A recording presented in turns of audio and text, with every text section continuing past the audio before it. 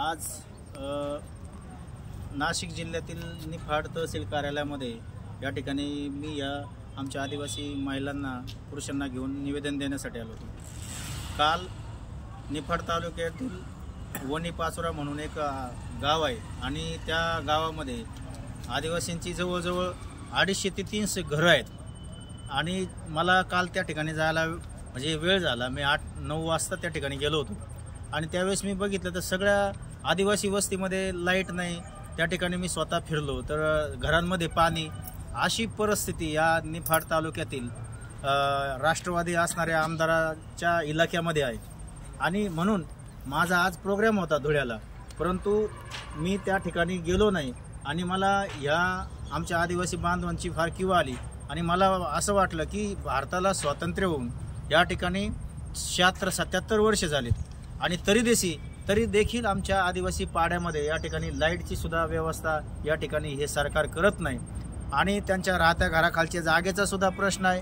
त्यांच्या मी ज्यावेळेस उतारा बघितला तर त्यांना अजून माहिती नव्हतं की ही जागा कोणाची आहे। त्यांना एवढं माहिती होतं की ही जागा गायरान आहे आणि ही जागा काही जागा ही त्यांच्या काही वंशज आहेत तिथे आमच्या आदिवासींचे, त्यांच्या नावावर 5 जणांची होती। परंतु ज्यावेळेस मी ऑनलाईनला उतारा बघितला तर त्यावेळेस तो उतारा इथल्या धनदांडग्यांच्या नावावर येतोय। त्या ठिकाणी 2 ट्रस्ट आहेत, देवांना जमीन दिलेली 15-15 एकर आणि या सगळी जमीन देवाधिकांना दिलेली आहे तिथल्या धनदांडग्यांनी षडयंत्र करून।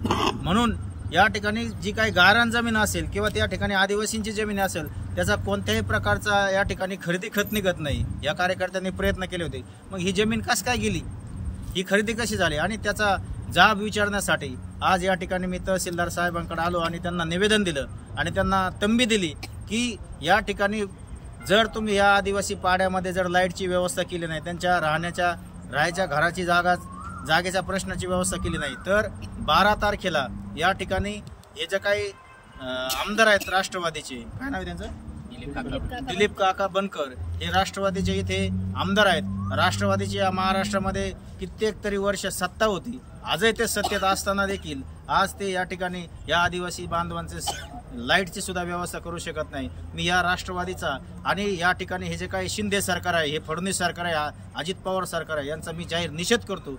जर तुम्ही या ठिकाणी जर यांची व्यवस्था केली नाही तर आम्ही या ठिकाणी 5 ऑगस्टला मी स्वतः उपोषणाला नामदार विखेंच्या ऑफिसवर बसणार आहे आणि जोपर्यंत आमच्या या आदिवासी लोकांची जमीन त्यांच्या नावावर होत नाही, त्यांच्या घराखालची जागा त्यांच्या नावावर होत नाही, आमच्या आदिवासींच्या जमिनी बिगर धनदांडगे आदिवासींनी घेतलेल्या आहेत, त्यांचा उतारा त्यांच्या नावाने निघतोय, तरी पण ती जमीन हे लोक सोडायला तयार नाहीत। आणि जोपर्यंत आमचे हे प्रश्न मार्गी लागत नाही तोपर्यंत मी त्या ठिकाणी विखेंच्या दारात उपोषणाला बसणार आहे। म्हणून मी माझ्या या व्हिडिओच्या माध्यमातून सर्व आदिवासी बांधवांना किंवा ज्यांनी अतिक्रमण केलं आहे ते दलित, आदिवासी, मुस्लिम असेल त्यांना विनंती करतो की तुम्ही जास्तीत जास्त संख्येने या ठिकाणी या आंदोलनाला पाठिंबा द्या आणि जोपर्यंत आपला प्रश्न मार्गी लागत नाही तोपर्यंत या निवडणुका येणार आहेत विधानसभेच्या, या एकाही भाडखाऊ पक्षाच्या आमदाराला आपल्या राजवाड्यात, आदिवासी पाड्यात येऊ देऊ नका अशी तुम्हाला विनंती करतो आणि या ठिकाणी थांबतो।